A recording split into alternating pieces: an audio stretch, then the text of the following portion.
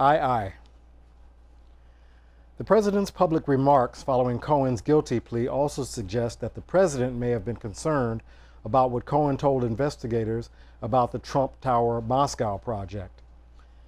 At the time the president submitted written answers to questions from this office about the project and other subjects, the media had reported that Cohen was cooperating with the government, but Cohen had not yet pleaded guilty to making false statements to Congress. Accordingly, it was not publicly known that the information about the project Cohen had provided to the government. In his written answers, the president did not provide details along with the timing and substance of the discussions with Cohen about the project and gave no indication that he had decided to no longer pursue the project. Yet, after Cohen pleaded guilty, the president publicly stated that he had personally made the decision to abandon the project. The president then declined to clarify the seeming discrepancy to our office or answer additional questions. The content and timing of the president's provision of information about his knowledge and actions regarding the Trump Tower Moscow project is evidence that the president may have been concerned about the information that Cohen could provide as a witness. III. The president's concern about Cohen cooperating may have been directed at the Southern District of New York investigation in other aspects of the president's dealings with Cohen rather than the investigation of Trump Tower Moscow. There is also evidence that the president's concern about Cohen cooperating based on the president's stated belief that Cohen would provide false testimony against the president is an attempt to obtain a lesser sentence for his unrelated criminal conduct. The president tweeted that Manafort, unlike Cohen, refused to break and make up stories in order to get a deal. And after Cohen pleaded guilty to making false statements to Congress, the president said, "What Cohen's trying to do is to get a reduced sentence." So he's lying about the project that everybody knew about. But the president also appeared to defend an underlying conduct, saying, even if Cohen was right, it doesn't matter because I was allowed to do whatever I wanted to during the campaign.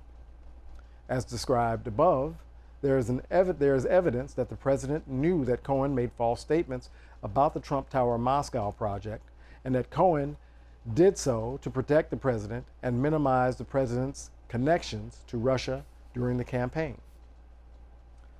IV. Finally, the president's statements insinuating that members of the Cohen's family committed crimes after Cohen began cooperating with the government could be viewed as an effort to retaliate against Cohen and chill further testimony adverse to the president by Cohen or others. It is possible that the president believes, as reflected in his tweets, that Cohen, that made up stories in order to get a deal for himself and get his wife and father-in-law off scot-free.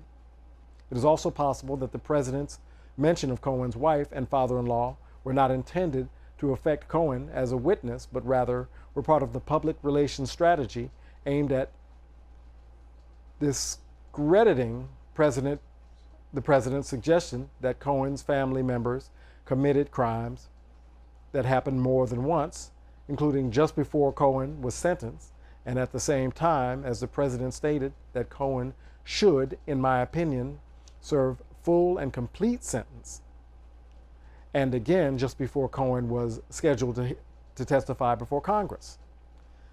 The timing of the statements supports that there is an inference that they were intended, at least or in part, to discourage Cohen from further cooperation.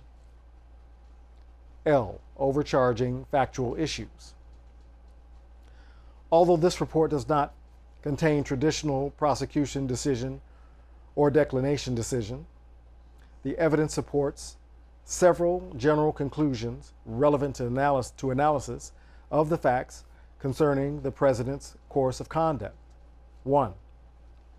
3 features of this case render it atypical compared to the heartland obstruction of justice prosecutions brought by the Department of Justice. First, the conduct involved actions by the president. Some of the conduct did not implicate the president's constitutional activity and raises garden variety obstruction of justice issues. Other events were investigated, however, drew upon the president's Article 2 authority, which raised constitutional issues that we address in Volume 2, Section 3B, infra, period. A factual analysis of that conduct would have to take into account both that the president's acts were facially lawful and that his position as head of the executive branch provides him with a unique and powerful means of influencing official proceedings, subordinate officers, and potential witnesses. Second, many obstruction cases involved the attempted or actual cover-up of an underlying crime. Personal criminal conduct can furnish strong evidence that the individual had an improper obstructive purpose. See, e.g., United States v. Willoughby, 860 F 2D 15, 24, 2nd, circa 1988, or that he complicated an effect of an official proceeding, see example, United States versus Benday, but proof of such crime is not an element of an obstruction of justice, see United States versus Greer, stating that in implying the obstruction sentencing guideline, that the obstruction of a criminal investigation is punishable even if the prosecution is ultimately unsuccessful, or even if the investigation untimely reveals no underlying crime. Obstruction of justice can be motivated by the desire to protect non-criminal personal interests, to protect against investigations where underlying criminal liability falls into a gray area, or to avoid personal embarrassment.